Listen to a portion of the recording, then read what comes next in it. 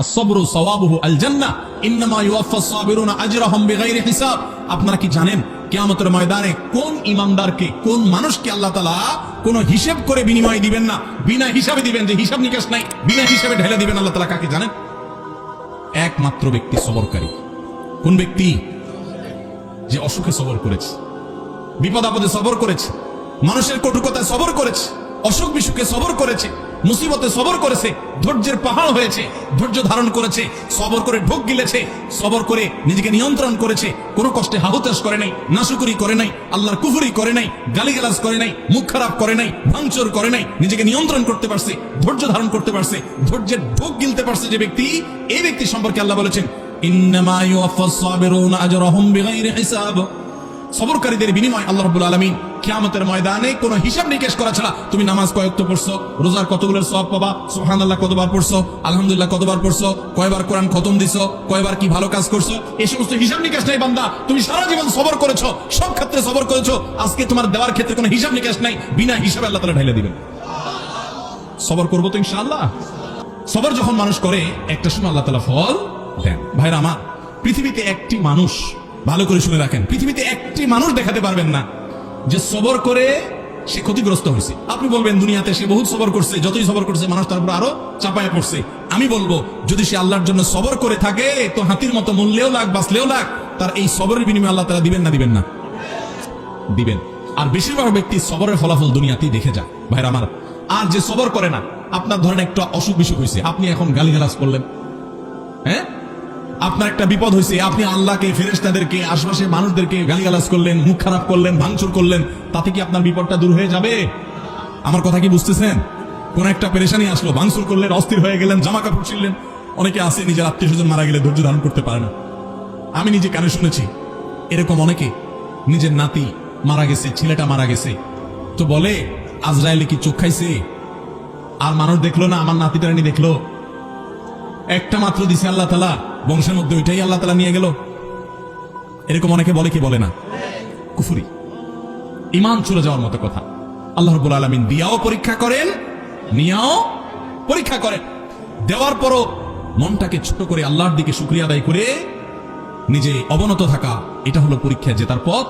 আর আল্লাহ যখন নিয়ে যান তখন সবর করে ঢোক গিলতে পারা, এটা হলো সবর। আল্লাহ আমাদের সবাইকে তৌফিক দান করুন। নবী করিম সাল্লাল্লাহু আলাইহি ওয়াসাল্লাম বলেছেন ইন্নামাস সাবরু ইনদাস সাদমাতিল উলা। প্রথম ধাক্কা যখন আসবে, হঠাৎ করে শুনলেন বাপ মারা গেছেন, মা মারা গেছেন, ছেলেটা মারা গেছেন, অ্যাক্সিডেন্ট হয়েছে, বড় বিপদ হয়েছে, ওই সময় যদি নিজেকে ধরে রাখতে পারেন, দাঁত খিচে না আমার মধ্যে কোনো খারাপ কথা বের হবে না, আমার আল্লাহ আমার পরীক্ষা নিচ্ছেন, আমি সবর করব, যদি নিজেকে নিয়ন্ত্রণ করতে পারেন, এর নাম হলো সবর। গালিগালাজ করে আর সব শেষ করে এরপরে বললেন যা কি আর করা, সবর করলাম, তো এর নাম সবর না, এর নাম দুই নম্বরই। কথা কি বুঝতে পারছেন? অনেকেই আছে দেখবেন বাসায় গিয়া হয়তো কোন একটা জিনিস উল্টো পাল্টা দেখছে, আসার বিচার ভাঙচুর করে এরপরে একাকার করে যখন দেখছে মাথাটা একটু ঠান্ডা হয়ে আসছে, এবার কয়ে যাক, যা হয়েছে যাক বলে যাও, আল্লাহ ভরসা, সবর করলাম, কি আর করা, আছে না নাই? এই দুই নম্বরের নাম সবর। আল্লাহ তাআলা আমাদের সবাইকে সবর করার তৌফিক দান করুন। সবরের ওয়াজ করা যত সোজা, সবর করা কিন্তু এত, বসায় দিলে আপনিও বহুত কথা বলতে পারবেন, কিন্তু ওই ঠেলায় যখন পড়বেন, বিপদে যখন পড়বেন, কঠিন পরিস্থিতির মুখে দাঁড়িয়ে বিপদের মধ্যেও হাসতে পারা, এটা খুব সহজ কথা না ভাই। শত শতবার কোরআন খতম দেওয়া সহজ, হাজার হাজার রাকাত নফল নামাজ পড়া সহজ, শত শত মাস দিন নফল রোজা রাখা সহজ, হাজার হাজার লক্ষ লক্ষ কোটি কোটি টাকা দান করাও সহজ।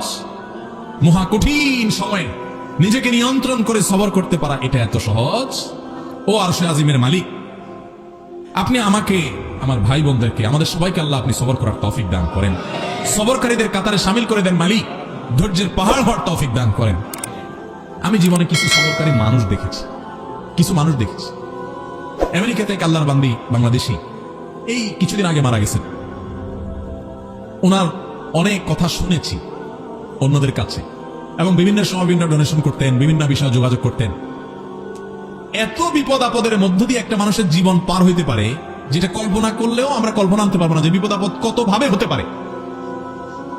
শুরুতেই স্বামী অমানুষ, তালাক দিয়ে দিয়েছে, এরপর সারাটা জীবন ভুগছেন ক্যান্সারের মতো রোগে, সেটাতেও পা কেটে ফেলে দিতে হয়েছে, এরপরে একটা একটা করে কয়েকটা অঙ্গ কেটে ফেলে দিতে হয়েছে, বিছানায় শয্যাশায়ী। এরপরও আল্লাহর বান্দার মুখে কখনো অভিযোগ ছিল না।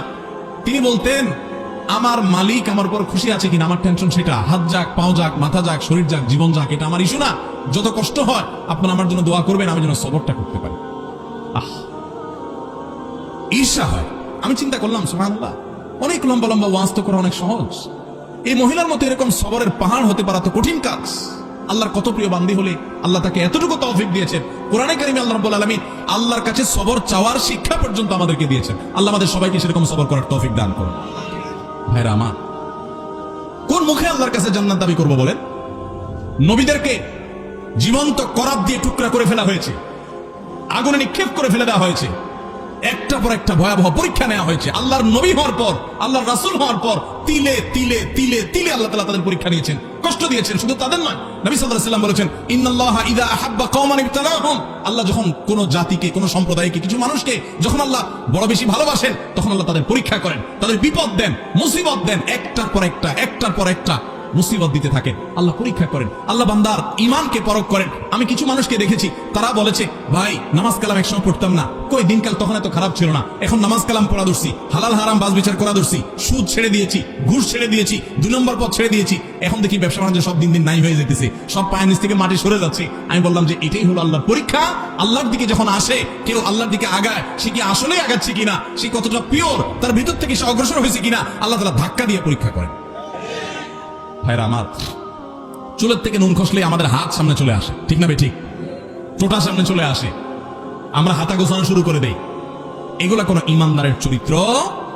নবী করিম সাল্লাল্লাহু আলাইহি ওয়াসাল্লাম বলেছেন, সাহাবীদের সাথে একবার যাচ্ছিলেন উনি কোথাও, তো এক জায়গায় এরকম জটলা পেকে গেছে, জটলা পাকানো দেখে নবী সাল্লাল্লাহু আলাইহি ওয়াসাল্লাম জিজ্ঞাসা করলেন, কি হচ্ছে এখানে? বললেন যে ইয়া রাসূলুল্লাহ, এখানে কুস্তি চলতেছে, এক বীর, মারাত্মক শক্তি তার সাথে কেউ পারতেছে না, যে আসতেছে একটার পর একটা সবগুলোরে কাট করে ফেলা দিচ্ছে, তার সামনে কেউ পারতেছে।